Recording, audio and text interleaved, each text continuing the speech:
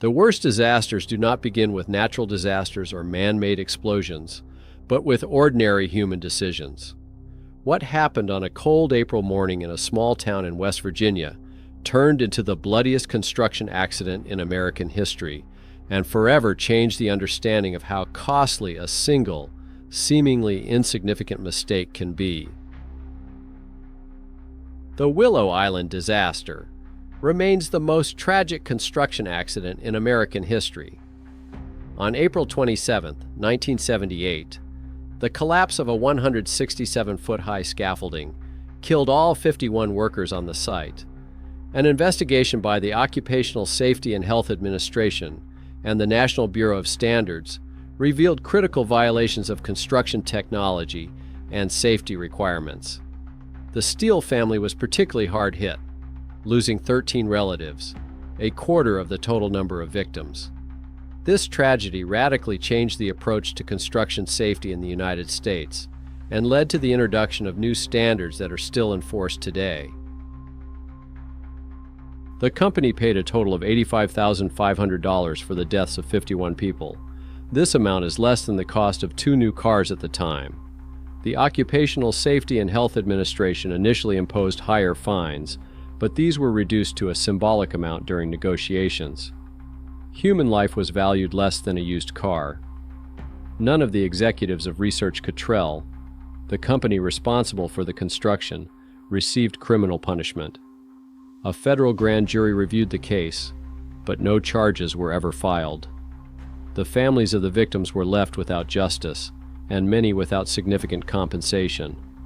The corporations continued to operate as if nothing had happened, while the widows and children struggled to cope with their loss.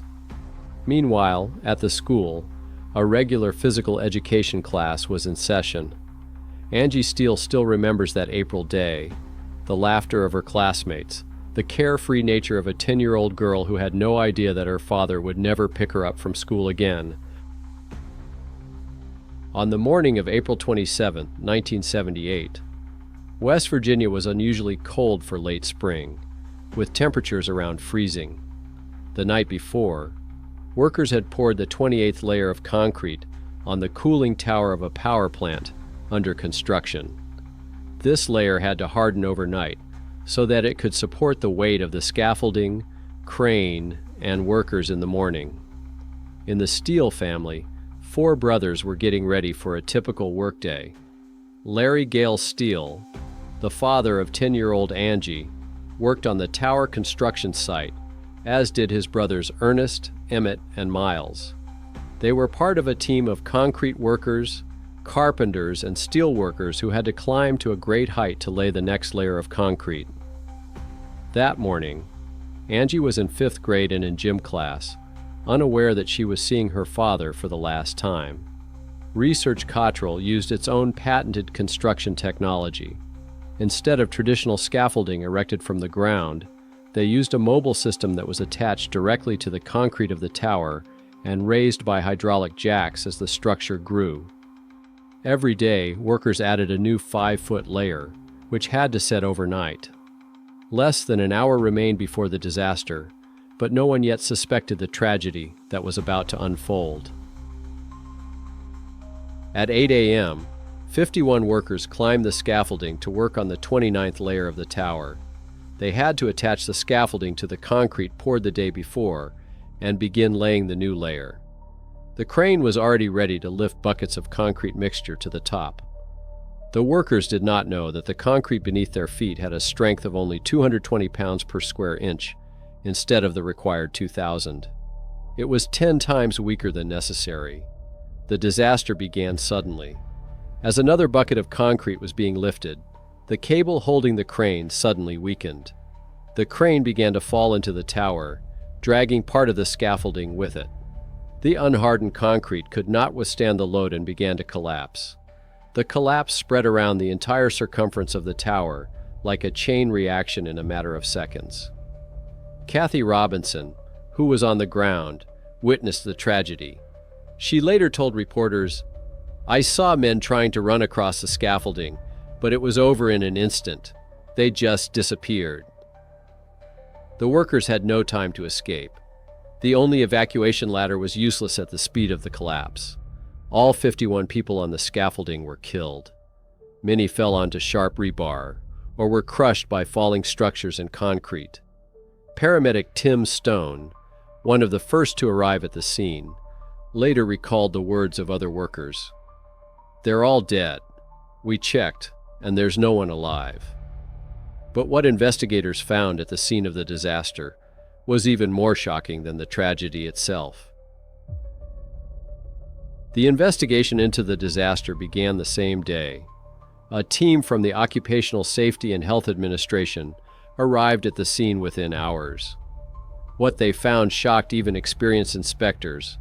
Research Cottrell was so obsessed with keeping its technology secret that it didn't even keep blueprints at the construction site for fear of industrial espionage. When investigators asked for documentation, they had to wait for it to be brought from the office. This was the first warning sign. What else was the company hiding? In addition to the undercured concrete, investigators uncovered a whole host of safety violations. The scaffolding design was missing critical bolts. The system had only one ladder for evacuating all workers from a great height. Changes had been made to the lifting system without engineering expertise. But the main problem remained the concrete, which was 10 times weaker than required. Cold weather slowed down the hardening process, but no one conducted the mandatory strength tests. The laboratory responsible for quality control was negligent. Research Cottrell was in a hurry to meet the schedule and save money, ignoring basic safety requirements. Any of these violations could have prevented the tragedy, but the system was designed to protect corporate profits, not workers. The results of the investigation shocked the public, but the punishment was ridiculously lenient. The Occupational Safety and Health Administration issued Research Cottrell 20 violations, including 10 intentional ones, indicating a deliberate disregard for safety requirements. The fine was $105,100 for this company alone. Other contractors received symbolic fines of $1,600 each, but even these amounts were too much for those responsible. During negotiations, the total fine was reduced to $85,500. Simple arithmetic revealed the cynicism of the situation. Less than $1,700 per human life. By comparison, fines for environmental pollution in the same year could reach tens of thousands of dollars. The families of the victims waited for justice, but it never came. A federal grand jury considered criminal prosecution, but none of the executives were ever charged. The bosses at Research Cottrell remained free. The company continued to operate, and the families were left alone with their grief. Lee Steele, who lost 4 sons, paid for their funerals himself. The family, which lost 13 relatives, received crumbs, if anything at all. Details of compensation to the families are still classified, but indirect evidence suggests that the payments were minimal. Angie Steele, who lost her father at the age of 10, will see the tower that took her family away from her for decades to come. But the Willow Island tragedy did not go unnoticed.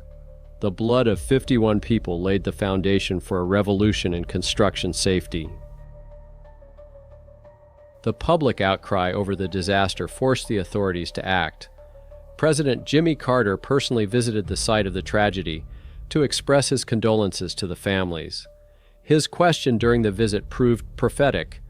It was fresh concrete, wasn't it? It was the undercured concrete that became the key to a revolution in construction safety. The Occupational Safety and Health Administration radically revised its approach to construction. Now, concrete must be tested for strength before being used to support any structure. In cold weather, the setting time must be increased, or special additives must be used. What could have saved 51 lives in Willow Island became law throughout the country. Requirements for scaffolding and safety systems changed.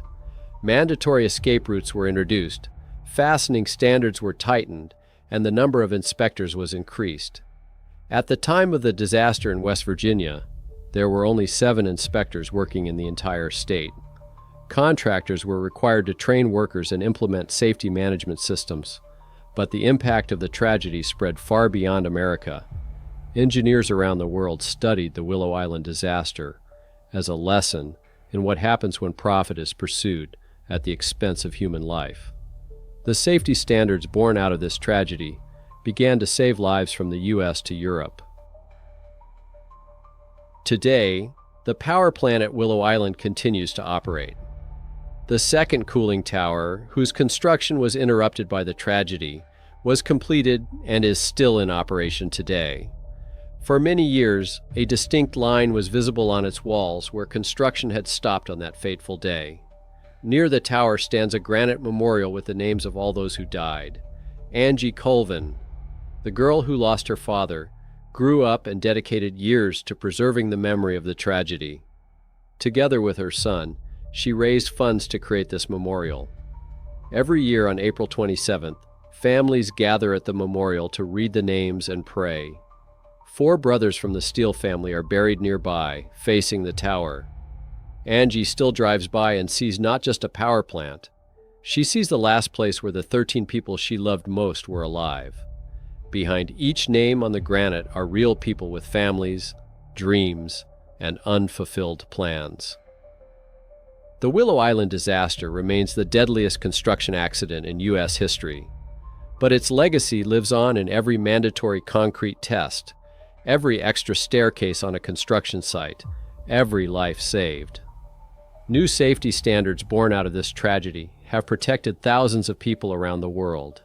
Every time engineers and builders start a new project, they must remember Willow Island. They must remember that saving time and money can cost human lives, and that no profit is worth preventing people from returning home to their families. The story of Willow Island reminds us that behind every safety violation are real people with families and dreams. If this story touched you, like and share it. Maybe it will make someone think twice before cutting corners to save money.